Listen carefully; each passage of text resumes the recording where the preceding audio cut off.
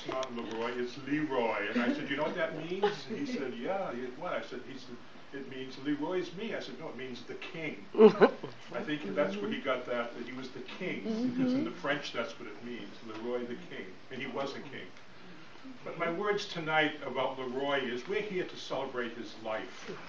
And remember, Leroy's life is still going on, as David said. In our Christian and Judaic traditions, we believe that life is not ended in death, it's only changed. And there now, he is where we will all be someday. That's right. And that is our consolation. I mean, I'm envious. He's got no more pain. That's He doesn't right. need a cane to get around anymore. Okay, he has all of the comforts, and that's what the great life that he lived. And I'm sure that God was there to welcome him. That's Amen. right. Okay, Amen. into heaven. And we have to take heart in that. That is our message to carry on. Not to grieve for him, to grieve for his family and ourselves, but not to be saddened by it. Because Leroy lives on, and can you imagine what he's doing up there now? I think David should have said a prayer to God. Because I'm sure if he is breathing like he was here, he's having a ball. And I'm sure he's turning people's heads up there as well. But again, I talked to Mrs. Johnson earlier, and my condolences again to your family.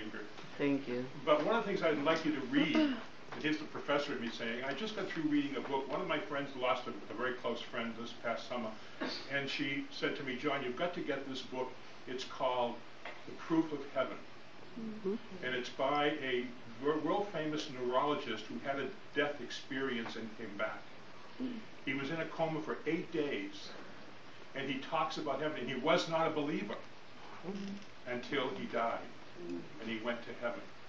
And he said the angel that met him, her turned out to be his sister that he never knew was there, he never knew he had.